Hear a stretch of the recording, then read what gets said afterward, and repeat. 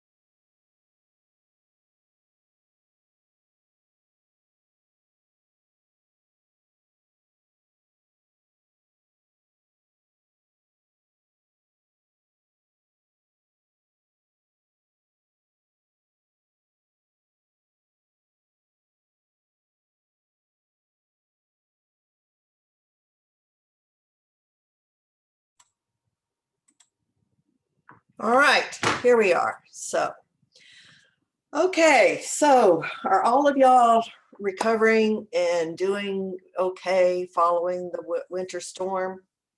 Yes, ma'am. I'm so glad to hear it and so glad, and hope your classes have all worked out and been okay. As you might note from me, that has not necessarily been the case here, and largely because as we have had to catch up with classes and reschedule a lot of stuff, we've also had faculty who are involved in various committee meetings and different things that are going on with the university. Oof, yeah, you can definitely tell um, that those things have caused crunches in time for all of your faculty, not the least of all me. So I'm trying to fit in between our classes here without missing them, since I had to Wednesday, or wait, I'm sorry, Tuesday for y'all. Was that right? Tuesday we missed class? Yeah, that's what I thought, Tuesday. That so today we're just going to try to catch up, and I'm going to give you a review of the quiz 1, which I was attempted to get posted for you from our from my question bank from other classes. The reason it takes me a minute is because I like to adjust it and eliminate things that we didn't get to cover this term, because I don't consistently cover every single thing. So I don't like to question you on something you're not going to know where to look for or we didn't discuss, right? That wouldn't work. So that's why it takes me a minute to revise and get those up. And then when we have interruptions like a winter storm or the onset of COVID last spring semester, whew, it's just been a mess this whole year. So I'm hoping maybe 2021 will make a major course adjustment before we go further and things just start getting better so we get back to normal. So I sure hope so. So give me just a second, because I'm gonna see, move y'all over here to my other screen so I can pull up the actual quiz items that you will have, okay? And we're going to verbally review those as a way of reinforcing what we've covered already. So when I post it, you will have an entire week to get it done. But then, you will still have a midterm. Your midterm, however, because of the having to move everything up in the calendar, yeah, that's right, move everything forward in the calendar because of all the changes that we've had. Your grade will depend on what's graded up to the point midterm grades are due, which may or may not include your midterm exam. I know that sounds confusing. I'll explain it as we go along and allow you to ask questions, okay? So let me get to the course here and pull up the question bank. May I ask a question? Yes, absolutely. Anytime. For the first quiz, like, is it timed? Like, when you post it, will it be timed, or can we take it as many times as we want, and not worry about a time limit? The quiz is available to you for the entire week. From the day it's posted, an entire week. You can take it anytime. It's not time limited. Your highest grade will be recorded as your final grade. I want you to get all 50 points, just like I write into the announcements and have said repeatedly is on your syllabus, that you are to use this as a test run for the midterm, if you will. Have to put my have to look in the camera in the right screen. Okay, so and I don't dare move the screens at this point if you can still see me, right? Yes, ma'am. Okay, good. All right. So when I'm looking this way, I'm looking at the screen here, and then I'm looking at the screen here. Okay. So yeah, don't worry about no time limits. Take it as often as you want. If you want to challenge yourself and just try to see how many you get right without looking it up, that's fine. I want you to go to your notes. I want you to go to the readings. I want you to work to find the answers, because that's how it reinforces the material for you. You understand? So it's supposed to be low, they call it low risk. I call it non-threatening. So it is a strategy that I learned several years ago that is supposed to help with theories of learning. So my hope is that it will help y'all do well on the midterm. That's what I want. I want you to do well. I want you to master the material and reflect that on a time-limited midterm exam. Now that one is time limited and you have one chance, but not for the quizzes. Think of them as test run on a midterm and a way to reinforce the material for you, if that makes sense. Okay. All right. Any other questions? Go ahead. So I know you sent out an email Tuesday saying the quiz was going to be posted yesterday, but it's still not there. So what you're saying is the quiz isn't up yet. Exactly right. The quiz is not up yet. And I've had several interruptions during this week trying to get that accomplished. And so for all 4 of my classes at the same time. So be aware that that's the case. And but once you get it posted, you will have the entire week to do it. You will have 7 days to do it. That was the original plan. Okay. Okay, thank you. Okay. I will never, ever in this course, and for those of you who are social work majors, or maybe will become social work majors, know that as you take courses with me, this is my teaching philosophy. This is how I teach my courses, because it has proven out for me that students do tend to learn the concepts that we need in our profession in social work by these methods. So I also do not require of you more than is reasonable. So I will never say I'm going to give you a week and then not give you a week. I will never dump on you at one time everything that you're supposed to do for the entire course. I don't do that. I will always make accommodations for you. Okay. You are not responsible for the winter storm, for COVID, for interruptions in my personal schedule, or in my academic schedule, right? Stuff happens for everybody's lives. And I know that for you. And that's my teaching philosophy. Questions about that? Well, Okay. So if I don't get something posted when I say I'm going to get it posted, I'm putting it up there because that's my goal. But if I don't get it done, you're not going to have to do it until I tell you. Got it? Everybody? Thumbs Yes, up? ma'am. Great. Thank you. Okay, good. All right, so let's go over the midterm. I would encourage you to take notes because when you hear it, write it, and then actually test on it yourself. Read it out loud even.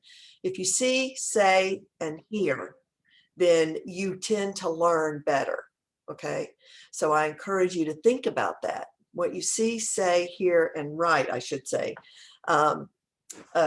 See, read, say, and write, then you better learn the material. Look, I didn't learn half of what I was supposed to in my undergraduate work until I was teaching it, for real. I've heard other professors, couple over in business, as a matter of fact. I was shocked to hear one of the professors that's been there for a long time, one that's since retired, said the same thing. And I thought, oh my God, I thought that was only me. That's not true, because that concept of when you hear it, when you read it, and when you write it, and then say it, you actually learn it more effectively, whatever it is you're trying to learn. That even goes for math, by the way. So that's why instructors ask for recitation, for you to recite things sometimes, okay? So let's go forward. As you have questions about anything I've discussed so far or any of these items, then jump in and ask, okay? All right, so we ready? So I encourage you to take notes. Let's see, I got a chat question. Oh yeah, remember, you need to sign in and sign out for our attendance checks now, okay? So be sure you just write in your name for today because it automatically records the date and the time, all right? There you go. Okay, so while you're doing that, let me pull this up.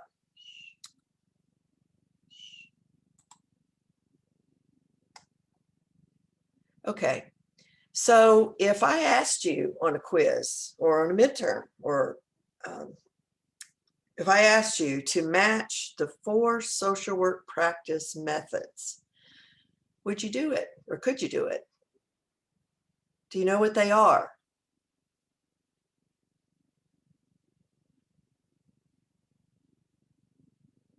I believe these are in our first section notes and second ones too, that the 4 practice methods are casework, group work, community work, and administrative work. In casework, that's where we're working individually. Remember, we put those 4 methods into casework and group work, into the one-on-one work that you're doing with clients or patients if you're in a mental health or medical setting. So direct work means face-to-face, right? Casework is face-to-face. Group work is face-to-face. Although in more advanced classes in social work, we talk about how group work can apply to both direct and indirect practice. But all you need to know for this course is that casework and group work are most typically the direct practice methods.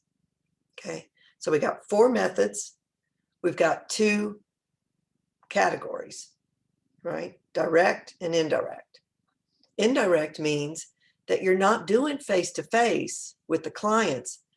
What you're doing is working with a group of people, either in a classroom, as I'm doing with y'all, or in a research facility, like, for example, the Children's Bureau has a research arm.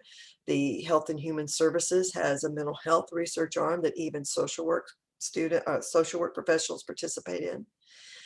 What you research can impact down the line the workers who are going to be using that information through research in direct practice. So administration includes things like research or teaching or legislating, agency supervision, supervision of a staff.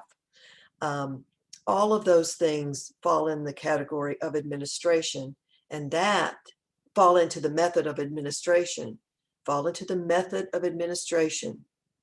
and in turn are in that category. All of those methods within administration are in the category of indirect practice, that down the chain impacts how we work with people one-on-one in the direct practice methods, group work and casework. Okay. Question about that. Now that one you should definitely be able to find in the notes from Unit 1 and Unit 2 so far. Right?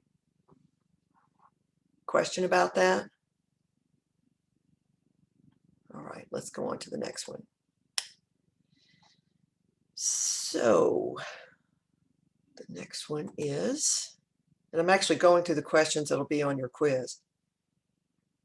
So you got a head start on looking for the answers, right? Okay.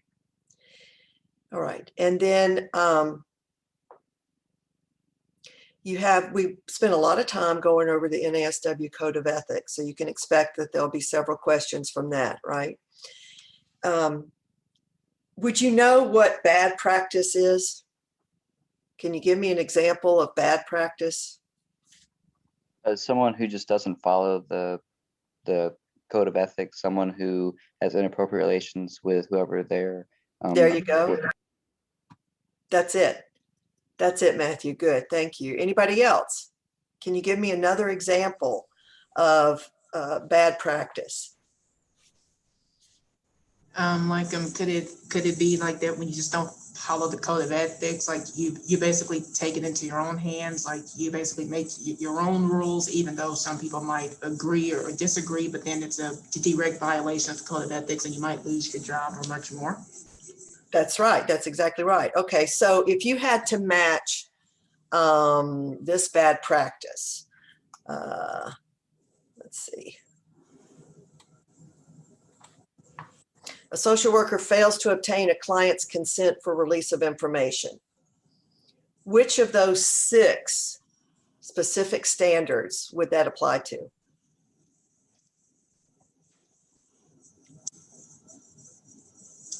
Would it be clients? The informed consent? Informed consent. If you didn't get a informed consent for release of information and you send information out and they didn't know about it to somebody, does that violate commitment to clients, to our practice settings, to research, to broader society? Which one of those 6 would it apply to? To the client? Would it be to the client? Yes, that's it. You know it. See, you got it. That's how easy it is. Okay. So you'll need to review those 6 standards, right? That reflect those 6 values and those 6 mission statements that we have in there, right? Okay, so what about if, let me see about this one. What about an agency administrator, okay, that's, say they're in a medical setting, okay, and the administrator starts sexually harassing somebody, like Matthew was kind of referring to that as something that would be unethical, and then engages in a just, raging affair with somebody in their agency that is someone they're supervising. Which would it violate? Which standard would it violate? Because you're going to be asked to match the standard, the practice standard, that's real detailed. Remember, it has 6 parts, 6 commitments, but in ethical responsibilities, but the standards are how we practice. Okay. So this is an example of how we practice in a bad way. So which of those would it go with? Would it go with clients, our colleagues, our practice settings, our agency at large, to the profession, or to society? Can I'm sorry, like I was just gonna say, can this example violate more than one category? Yeah, it possibly could. Yeah. But there's one I want you to match it with. Adherence for practice setting. That's what I said, the number 3. Practice settings is a good choice, but that's not the one that's most directly. That'd be colleagues. Colleagues, that's exactly right. Because look, let's look at what it says again in the example I gave you. It's an administrator, right?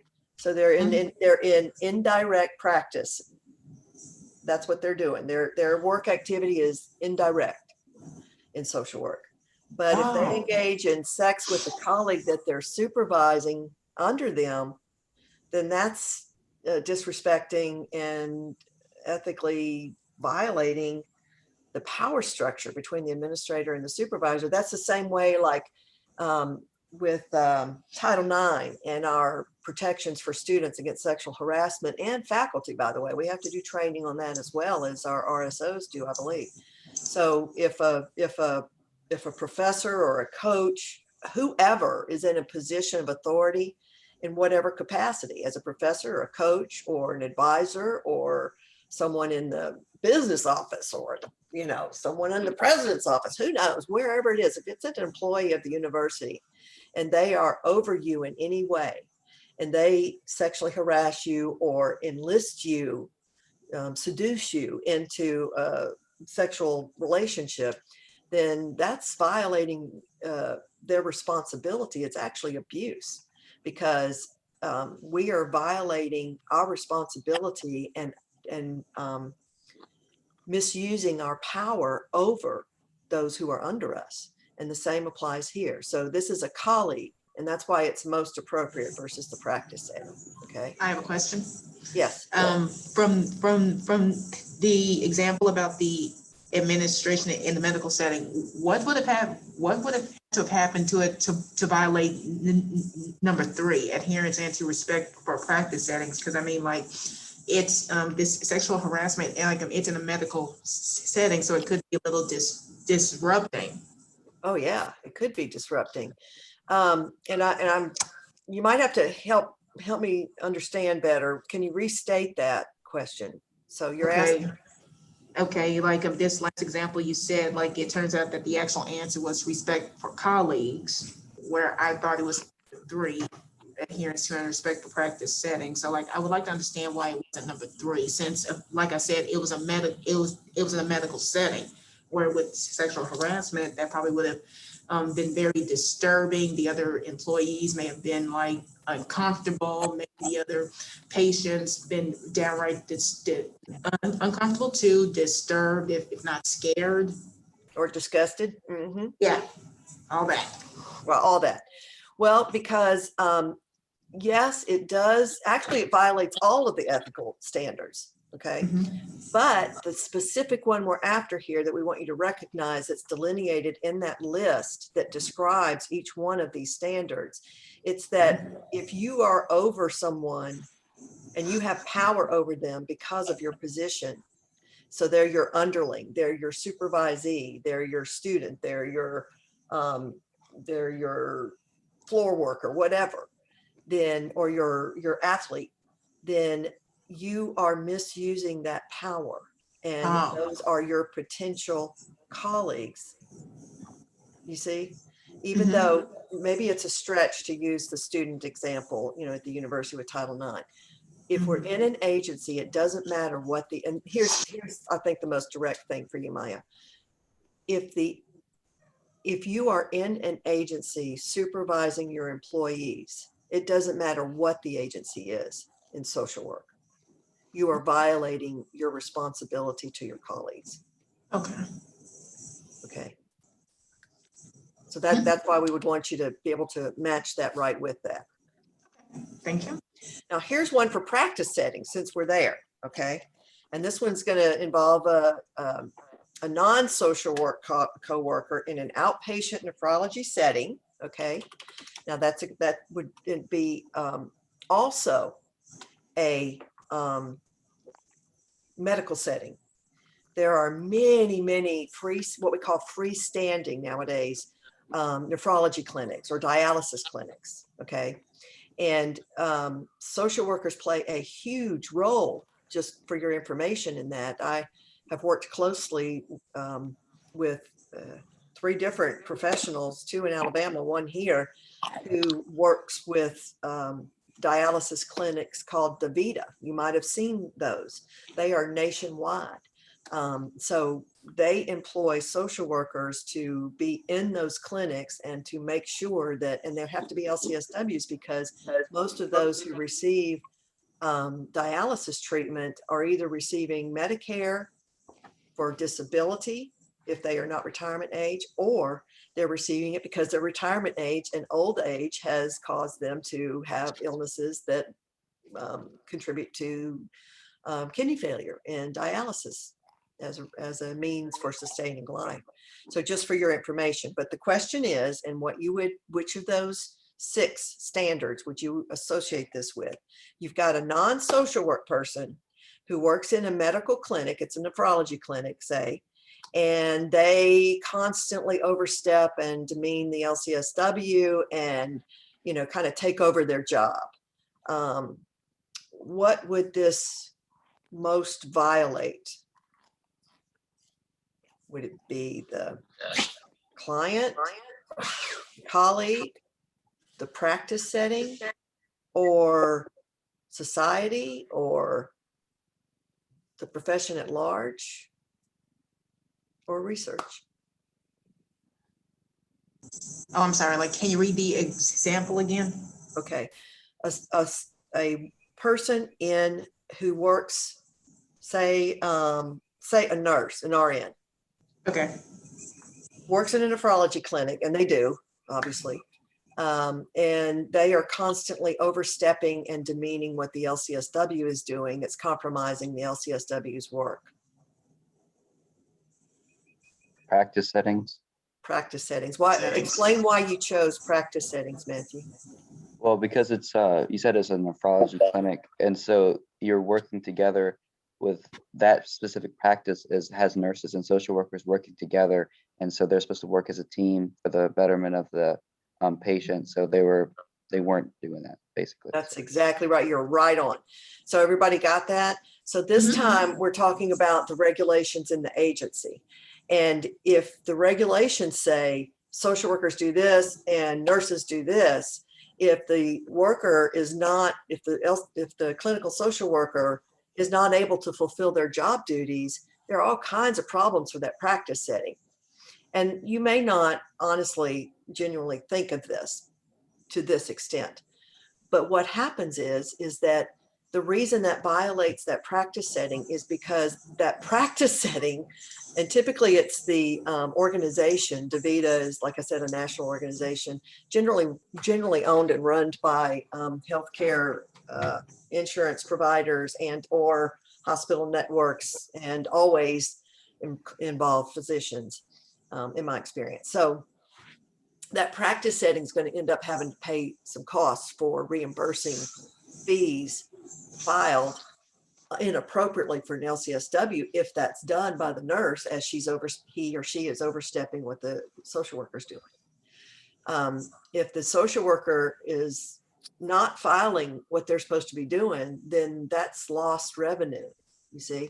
So either way, if this is occurring and not addressed by the administration in that agency, then you got problems. The practice setting's got problems. Whose responsibility? Now here's a trick question. Whose responsibility would it be in that situation to address these risks with their practice setting, with the administrator in that clinic?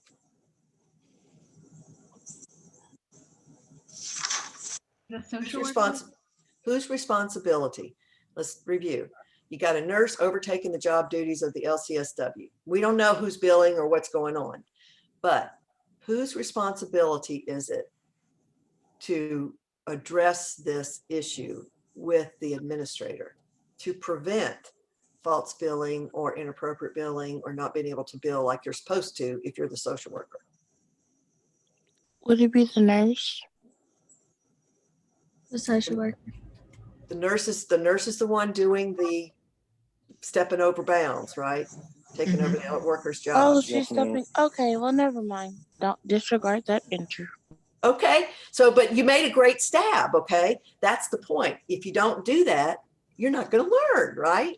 And you got to be able to do it in a non-threatening way and non-embarrassing way. So every answer counts for purposes of learning, right? So good attempt, but ultimately it would be the LCSW, and here's why. And this is something again that we address in the social work curriculum in much detail as we work with students who are actually in agencies and have to negotiate that interaction with their field supervisors. So that's when we actually apply the knowledge that we're introducing you to now regarding these ethical standards. Does that make sense? Okay, so so we're learning. So the practice setting is where, in this case, the LCSW is the one who's, being messed over, you could say, violated by the nurse who's stepping over what they're supposed to do. So the social worker has the responsibility to address this with the administration out of commitment to the practice setting. Now, one of the things we do, by the way, and you're not tested on this part of this knowledge, in field, for example, we would teach our students and work with them and their field supervisors, the person in the agency that they're working in for experience. We would resolve conflicts with the student as we possibly could with advising that student to go through the channels. So that's what we do. We're supposed to go through channels to resolve issues that threaten our job, our colleagues' job, our agencies that are employing us, right? For the profession at large, all of these ethical standards, knowing the chain of command and knowing how to resolve conflicts really touches on all of these ethics. For now, let's just repeat. This is an example of the LCSW being the one who has been violated. So therefore, she has to go or he has to go to the administrator. and work it out to save the agency. Think of it Would that way. the social worker resolve it with the nurse directly, or are you advised to go straight to administration? No, and I'm saying administration to simplify it, but that's what I'm referring to exactly, Matthew, that we work with and we don't address this in this class directly. I'm just giving you the simplified version. But as we go through the curriculum in social work, as with any discipline, we're going to gradually reinforce and expand and teach these concepts in what you're supposed to do in practice, right?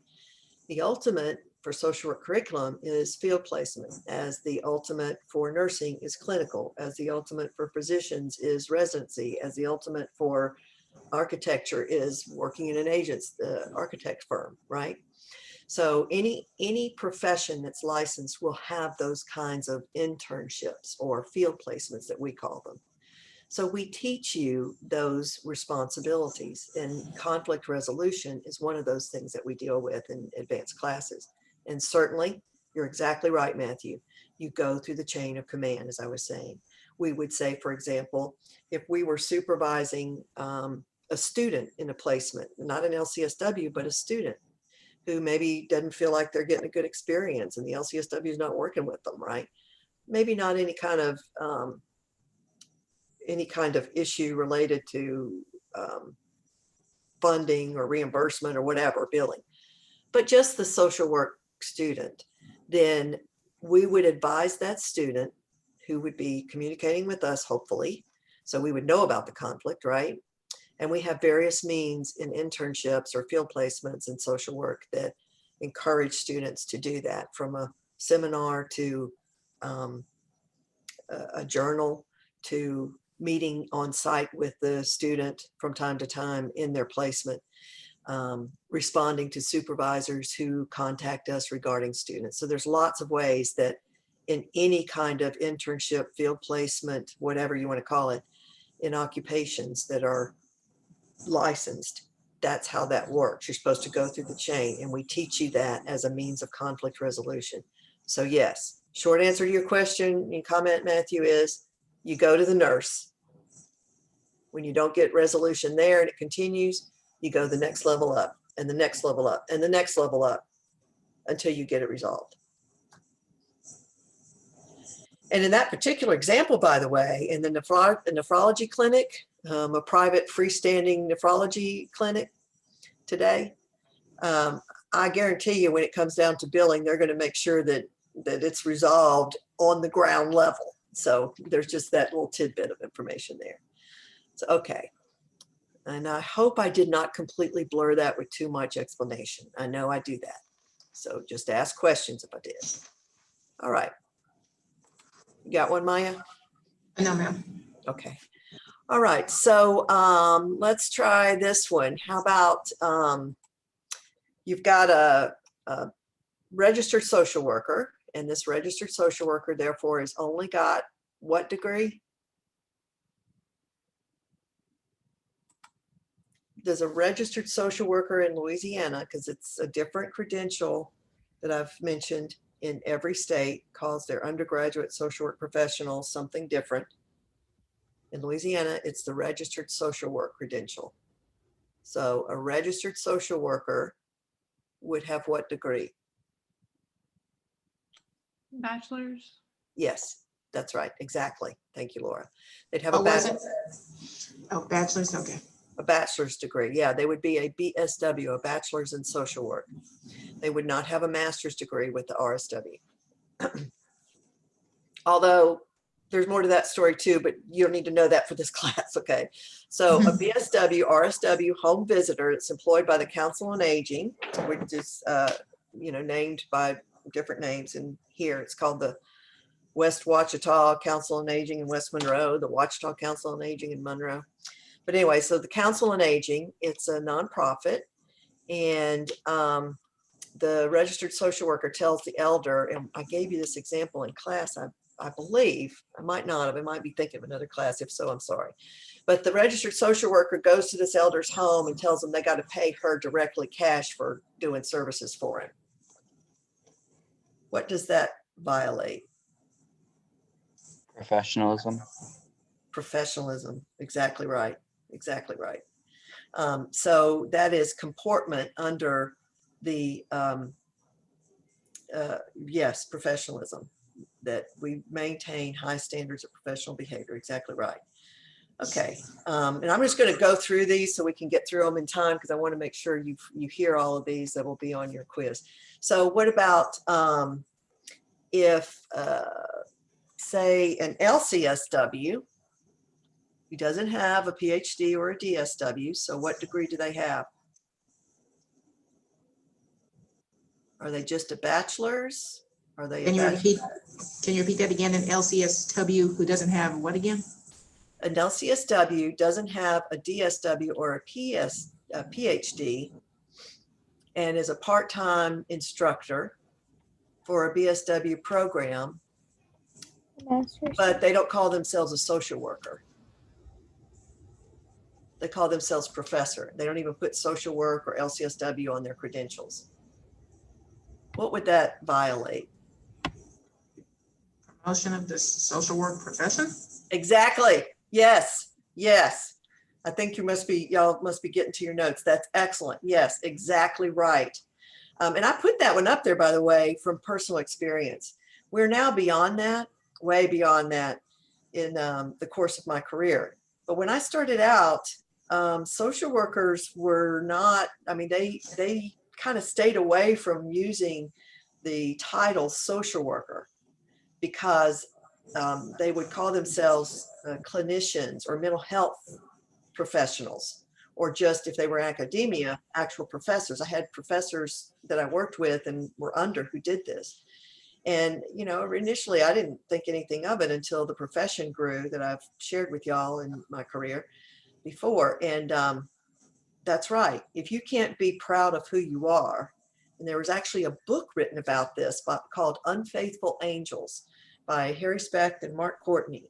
And in that book, these professors and professional social workers were calling out social workers saying, you guys, you are failing your commitment to the profession.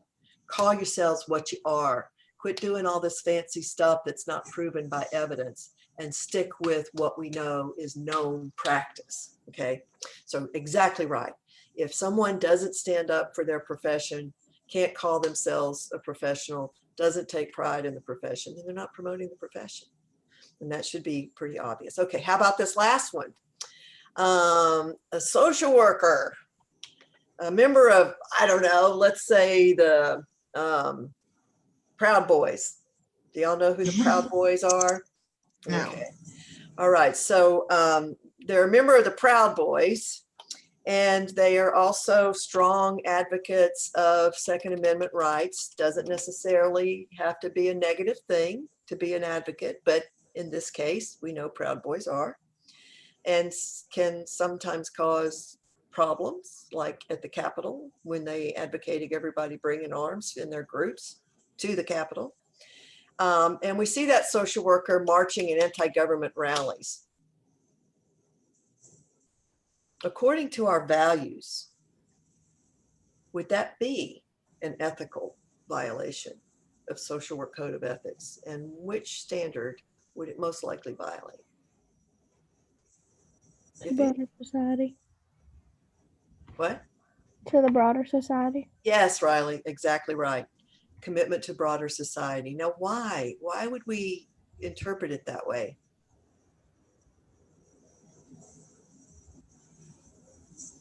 Because they're standing for something that the profession's against.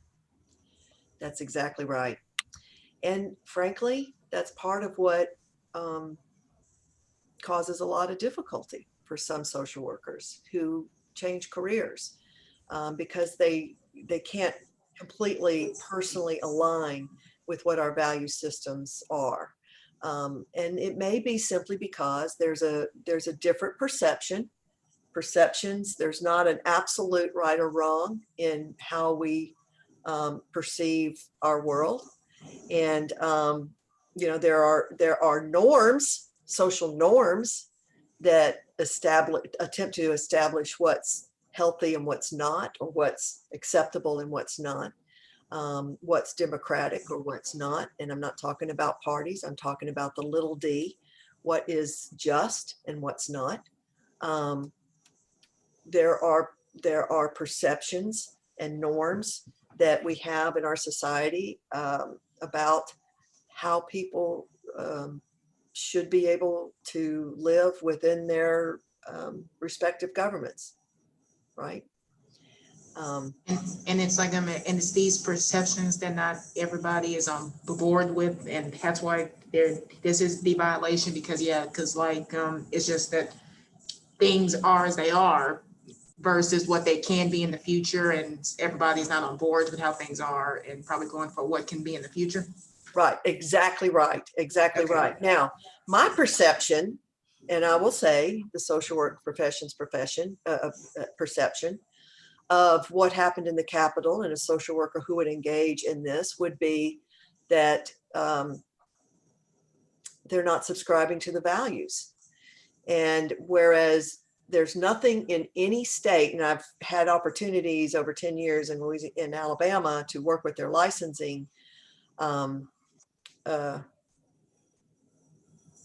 rules and law for social workers on every level, including PhDs and DSWs in education.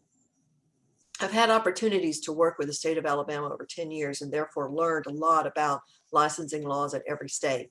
And as a result, I can tell you that there is nothing there that says this would result in loss of licensure, unless say that social worker who was a member of Proud Boys and engaged in the Capitol, and they were out in the audience and they never went into the Capitol or assaulted or whatever, say they left. Okay. So drawing the line personally for themselves on their involvement with Proud Boys and marching, to not engage in violence. Okay. So they don't go into the Capitol. Therefore, they don't get charged. There is absolutely nothing in the codes of ethics that I'm aware of. Now, I'm not the end all, but I have had a pretty good experience working with consultants, several consultants. One from California has actually written a book that compiles all of the laws in the states. So we've had to go through that in order to justify for a legislature in Alabama to change our law for reasons I won't go into at the moment. But in any case, it was a very successful outcome, but I'll just say that. But in any case, there's nothing in laws that would say a worker would lose their license unless they went into the Capitol with those who committed the violent acts and were charged. Okay. Then on licensing requirements, you have to note and report on renewals whether you've been convicted of felonies or misdemeanors. So you're exactly right, Maya. That hits the nail on the head regarding why this is broader society. But you need to understand that we have those kind of gray areas, right? So I don't want you to say, I don't want to be saying to any of y'all, if y'all are a member of that or you have views that align with a more conservative philosophy of politics or government or just life in general or economics, whichever institution it is, that doesn't make you a bad person inherently, right? But it does violate some social norms. Norms are not laws, right? Yeah, everybody's different. Exactly right. Mm-hmm. Okay, so there we go with that. Now let's go back to, let's see. So obviously you've got matching, and you've also got some true false. Let's do a few true false as a way of review. Okay. Hold on, I got to find them. Okay, here it goes. Here's one.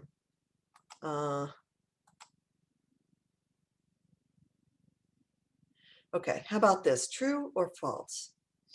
In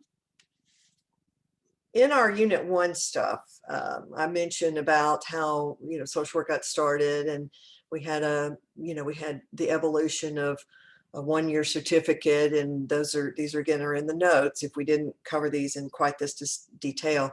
But at the same time, there were other organizations that were creating social work like programs that evolved right into actual social work degree programs by the middle of the 1900s. So the middle of the 20th century, from 1950 on, we really started gelling, coalescing all of these different efforts that were going on. So would this be true or false, that the first recognized school of social work started in Atlanta, Georgia by African Americans who were previously slaves? Is that true or false?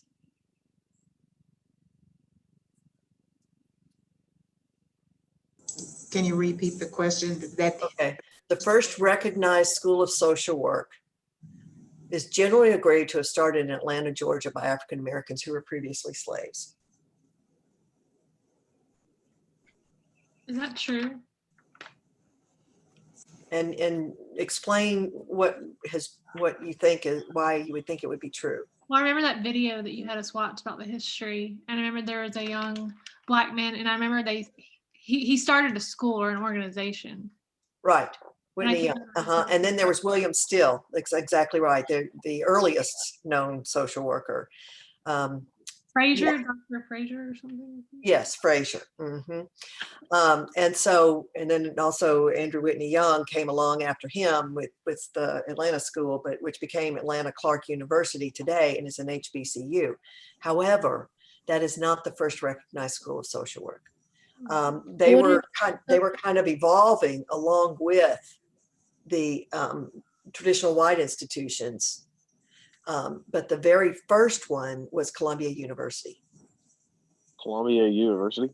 Columbia, Columbia, Columbia University in New York City. Okay. Yeah. Okay. So Columbia University in New York City was the first recognized school of social work, and to my knowledge, the first accredited. I would never ask you to answer true or false on something I'm telling you to my knowledge, or I'm not saying 100% is true. It is 100% true that Columbia University is the first school of social work, recognized school of social work in the United States, that started out, by the way, as the New York School of Philanthropy.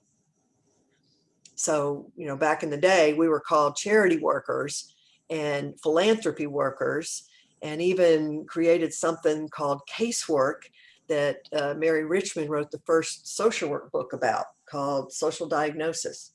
And we called that process scientific philanthropy.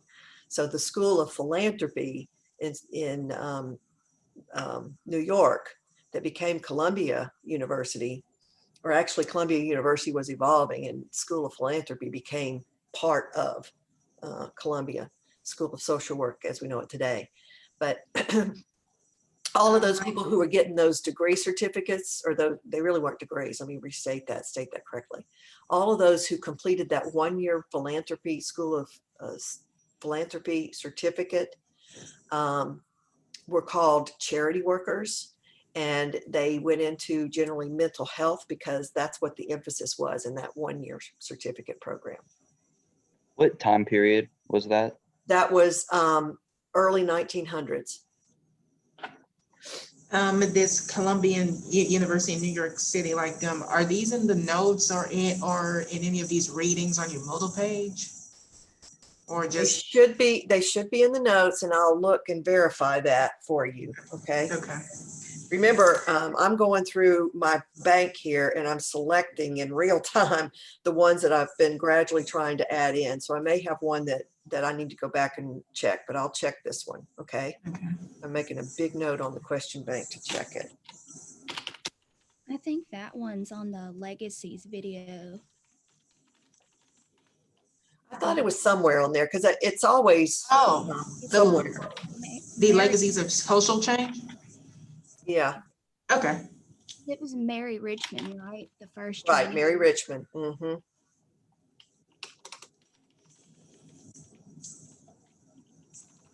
Okay, for spring, I just need to make a note here on the question itself.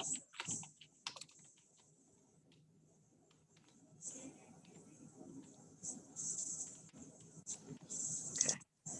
All right, so now I got myself noted. Let's do a couple more. let's see. Fields of social work practice. Remind me what we've talked about regarding fields, because I think this might be one we didn't cover. We didn't get to cover much. Fields of what again? Fields of social work practice. For some reason, I remember something with, we had like a list. I'm not sure if it was in the notes or not. We went through and it was like schools, state, hospitals. Like, was that it or am I wrong? Yes, yes, yes. think That's it's part of practice it. settings. Yeah, those are practice settings, but we call the practice setting and the practice field. We sometimes will use those synonymously, but the field is defined by the clientele. The agency where you work is your practice setting. And typically the practice setting is going to deal with the population that you're working with. So for example, child welfare is going to work with children and families, right? So the agencies will be public child welfare agencies. Get it? But public child welfare agencies aren't the only practice settings. There are many other practice settings that address issues with children and families. You understand? I'm going to make a note about this one though too to revise it. So now I got my notation system going. Okay.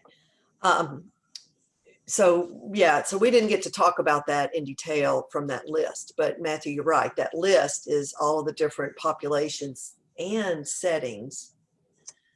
Okay, but remember, settings are the agencies that deal with that population, and then the field is the population itself that you're in. Okay, like my field is social work education primarily now, but originally started out as medical and an emphasis on children and families in medical settings, and eventually included child welfare practice because of contractual work that I did for 15 years with DCFS and child welfare clients only. So basically I worked in a medical setting, but my field was families and children and medical settings specifically, but families and children, because that's pretty much all I worked with, you see. So, but then I switched and went to a setting that was specifically child welfare, DCFS, right? But I also worked with, as a consultant and advisory board member, with a field of practice that was for children with disabilities. So I'm still dealing with children, but now I've crossed fields with children and families and disabilities. You see? So yeah, it gets a little murky, but it'll be clear when we spend all of the rest of our time talking about those fields of practice. That's when it kind of gets interesting and you kind of get an idea of all the different places people work. I'm hoping I can get some people to join us on Zoom to talk about what they're doing in these different agencies that you'll be reading about, okay? All right. Since your field involved the population with disabilities, does that mean you also had the ability of going to children and families with disabilities? Sure, yeah. In fact, if you just worked with disabilities as your practice setting, say you worked with Louisiana Department of, oh gosh, what is it? Take your time. Special Services, DSS? No. Special needs? Special needs. They've renamed the departments, and I haven't been involved with the disabilities community much since I've been back in Louisiana, so I'm not sure what that designation is. It used to be vocational rehab, but with disabilities, it could be you're working with that state agency, and let's just say vocational rehabilitation in a state agency that is Department of Vocational Rehabilitation and Disabilities. So if you're working in that agency, that's a public setting and is specifically a disability setting, right? But you may be, as I was in the medical example, that was my setting, but my field was a specialized one of children and families in a medical setting. Okay. Same thing with disabilities. If you're in a disability agency, your specialty within that disability setting may be children and families with disabilities. Okay. That make sense? Yeah, it's a little murky, but it's understandable. Okay, good. All right. So remember, ask questions. How about this one? Would be true or false? Social welfare and social work mean the same thing. False. Awesome. False. False, exactly right. It's false. And it's false because Like social workers promote social welfare. Like it's not inherently the same thing, but like it does cross over. yes, that's right, Matthew. That's exactly right. And so we are concerned with social welfare. That's the essence of who we are and what we do. But we do that in a lot of different ways, right? So social welfare, more specifically, is the institution. Social work is the profession. So they're not the same thing. They interface very strongly, but they're not the same thing. One is the profession, one is the institution. So just try to remember that, okay? All right, so let me go back and try a couple. So Is this basically, helpful? I'm sorry. So basically, social work is the profession, but social welfare is the institution. So basically, like one is where you'll say, okay, this is how, like, it's really what it is, social work, but then social welfare is really when you do the time, work, and effort that's needed for whatever that problem is. Correct. That's Okay. right. But social welfare as an institution, and this is where we spend in our curriculum, we have a course called social policy. And in that course, we spend a lot of time exploring and understanding how social welfare institutions in various practice settings and with different fields of social work practice, how those things interface and how we can influence those institutions by the policies that determine how we as social workers can provide services. Does that kind of make sense? Yes. Okay. All right. So yeah, so just be sure to keep those straight and let's see. Oh, social welfare programs are tax funded and based on a person's work history only. True or false?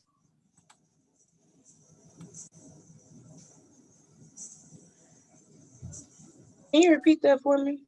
So social welfare programs, social welfare is an institution. We only have social welfare programs through taxes that fund them. So social welfare programs are funded by our taxes and by people and only people with disabilities can get them. Can you give an example of a social welfare program? And that's the key question right there. So a social welfare program would be something like Social Security benefits in retirement, or Social Security disability if you can no longer work and you're not retirement age. It could be temporary assistance to needy families, which is a benefit given to parents who are raising children who are dependent age and they are at poverty level. It could be low income housing energy assistance program, LIHEAP, LIHEAP, another program that is a social welfare program that helps low income people be able to pay their utility bills so they don't have their lights or heat or basic energy sources be cut off, right? So those are examples. And the question was, social welfare is tax funded and by people who, what again? Social welfare programs are only available because they are tax funded and only people who are disabled can receive social welfare benefits.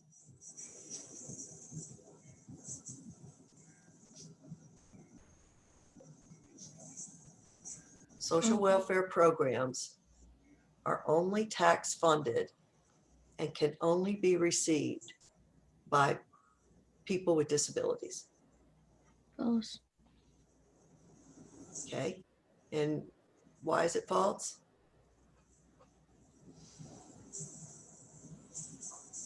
My main, I would like to say that possibly because not only people with disabilities can get these benefits, because like you said, from the examples like Social Security, retirement, low income, there could be other problems that they have to deal with, and they need those benefits, the extra assistance, not just because people are disabled or disability or they just can't work. Exactly right. That's exactly right. They are taxed. Now, here's a question that you need to be aware of. This is just a test taking tip that if one part of a statement is true, then the whole statement is not necessarily true if the second part is false. If any part of a statement that you're asked on a true false question is false, the whole thing's false. Y'all have heard that before, I hope. Yes, ma'am. Okay, good. Isn't that called like a misleading question or something? Yes, exactly. It's a trick question. Misleading is a nice way to call it, but it's really, we just call it straight out a trick question. Okay. Also in your notes and on that video was a question about almshouses being for able-bodied people. Almshouses and workhouses are two things historically that were part of the social welfare institution and still exist in modern ways today. We don't have straight out poor houses, which almshouses are. But what about that?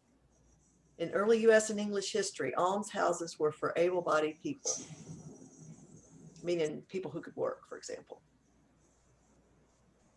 And what type of houses were these again? We have almshouses and workhouses. Workhouses and almshouses. Like, can you say that? ALM as in Mary, S, houses, alms houses, all one word. And then work houses. It worked for people who could work. So which do you think, just best guess, which do you think it is, even if you didn't look at your notes? I would guess the workhouses are for the able-bodied people, huh? Right. So if the question is in English in US early history, almshouses were for able-bodied, that would be True. It'd be false. False. If you said workhouses would be for people who could work, the able-bodied, that's how they were referred to and still are in some ways today in policy. Almshouses were for the poor. Did anybody grow up seeing that the Robin Hood Disney animation, and they would say alms for the poor, alms for the poor? I forget what animal character it did. Well, think about alms for the poor, contribute your donations and contributions, give alms for the poor. Okay. So yeah, so just remember that almshouses for the poor, workhouses for people, everybody else. Pretty much almost everybody else ended up in workhouses, even kids as young as 3 years old. Okay, so was this something we covered previously? I don't think so. We did not talk about this in class, but it was on that video that has been mentioned before, I believe. The 100 years of change? Okay. Yeah, let me, yeah. Okay, if you had to select an abbreviation, and we're going to have to stop because we're running out of time, so I'll let you ask any kind of questions you want to ask. Wait a minute. Is this another true and false? No, this one's a multiple choice. Okay. We have some multiple choice questions. And this will give you an idea of, but remember, when you're taking this over and over, you're going to go back and find these answers. If they're in Unit 1, Unit 2 material, you're going to find these answers. Remember, I'm not going to give you something that's not in those answers. I mean, in those in that material of Unit 1 and Unit 2. The required stuff. Remember, I went back and labeled it, the stuff that's required. Okay. All right. So, oh gosh, I know we didn't talk about this. Children that are abandoned in orphanages in colonial times, what happened to them? I know we didn't talk about that. If you could, if I asked you a question to identify a credential of a social worker, could you tell me what the RSW is? What does it stand for? Isn't that the roles of social work? Good guess, but it's Registered. the credential that we have in Louisiana that we just talked about that's registered social work. Okay, how about LCSW? What does that stand for? Licensed clinical social worker. Correct, exactly right. What does DSW stand for? Doctor of social work. Doctorate of Social Work. Is that a license or a degree? I believe it's a degree. right?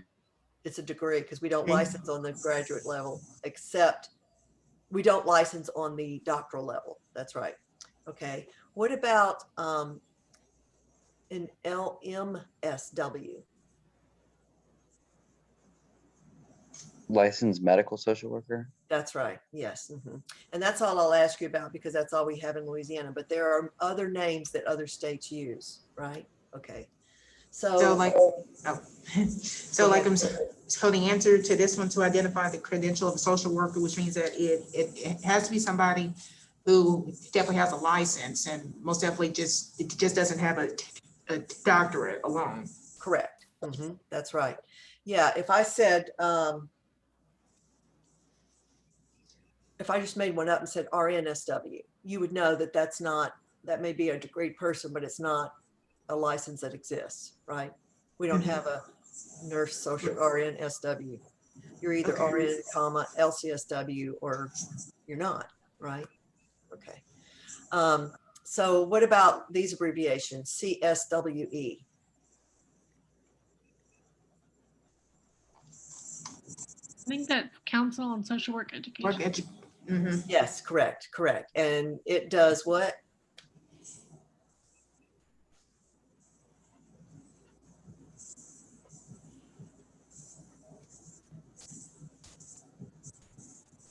Did they like accredit the schools? Yes, that's what you need to know. They accredit schools of social work, just like any degree program is accredited that then can lead to a license. Accreditation bodies make sure that your degree, doesn't matter what discipline or major you're in, that your degree is accepted nationwide, okay? Accrediting bodies for professions and professional degree programs assure that no matter where you go, that degree is going to be recognized for that profession. You might have to take a different licensing test or get something called reciprocity if you're an RN licensed in North Carolina, like my sister is, and then goes to Florida. She had to do that. She didn't have to take a test, but she applied, had to have the licensing board in North Carolina submit her records and test passing, et cetera, down to Florida. And their law said they accepted that. Not all states do that. They still make you take the test again, right? That's not true so much in social work. We do have reciprocity. As I told you, I've worked in this area with licensing laws in states for a while. And I know that we tend to have reciprocity uniformly across all states for social workers so that you don't have to retake the test. So That's what accreditation does. Okay. Accreditation assures that there's continuity of your degree, so it's accepted anywhere for licensure purposes. So for the CSWE, their responsibility is just to credit so many schools so that their degree is accepted if they choose to do social work. That's correct. And what they do in accrediting is make sure that the same standards for what's supposed to be in a curriculum are the same for everybody. That's fair. They kind of like quality control or something. Yes. In a sense. Yes, Robert. Yes, exactly. Okay. It is a kind of quality control. You could say that. Okay. So what is NASW?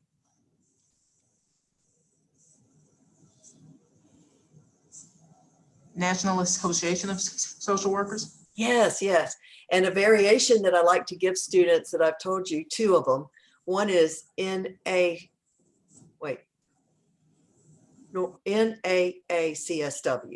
or NACSW. I think I gave it to you the first time, but NAACSW is the correct acronym. So there's two A's in there?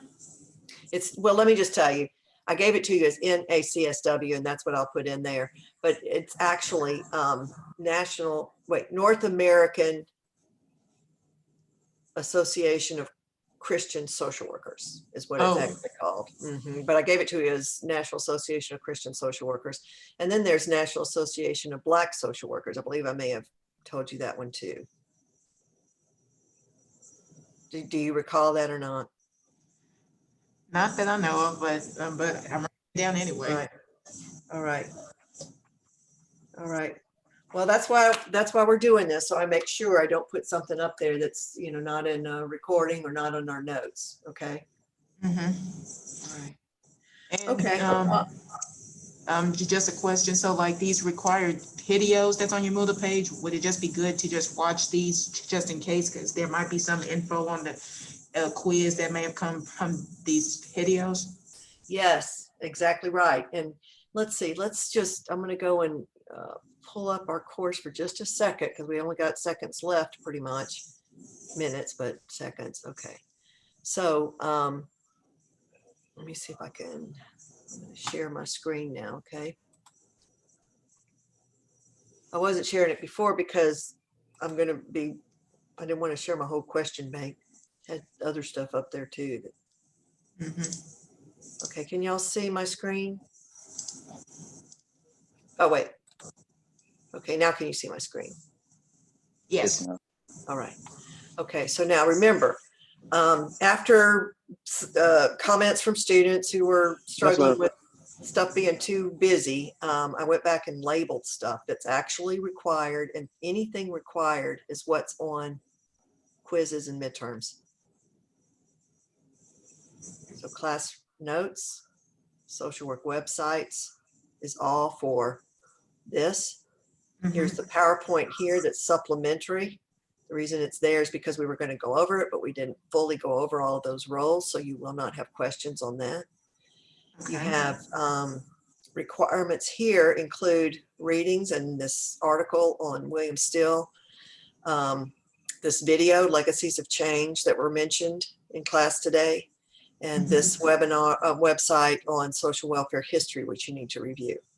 Okay. Okay. The rest of this is stuff that is supplementary. Okay. So it won't be on the exam? Correct. I won't put anything from here. Now here's the trick. Unless it's mentioned up here. Okay. Or up here. Okay. All right. Okay. All right. Okay. Now up here though. So social work history. Social work history, and what's the rest of your question?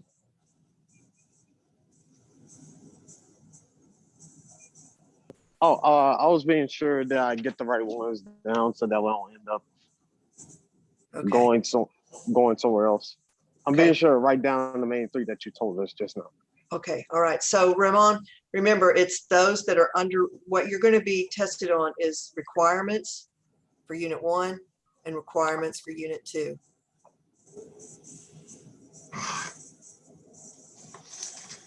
And whereas these are supplementary, you definitely benefit when you have opportunity to look at those because some of the material is reinforced from here down here.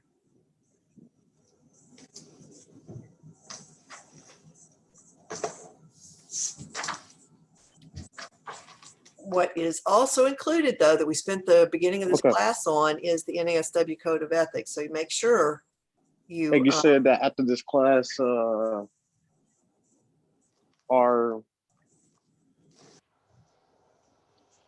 ma'am. Pardon me.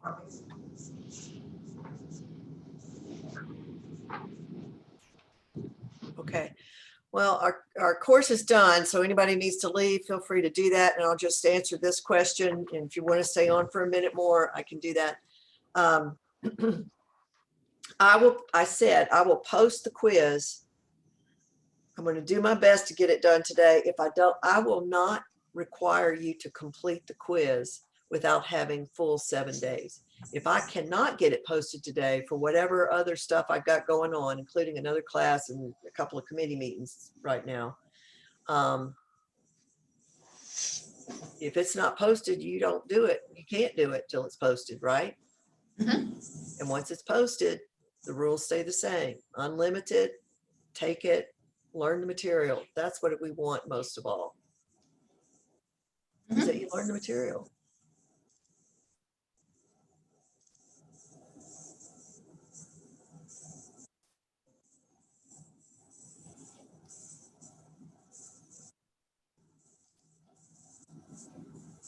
Oh, yeah.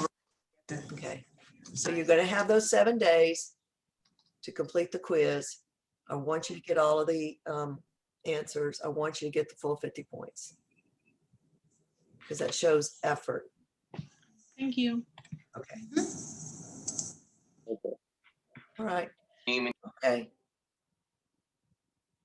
Have a great day. Okay. You too.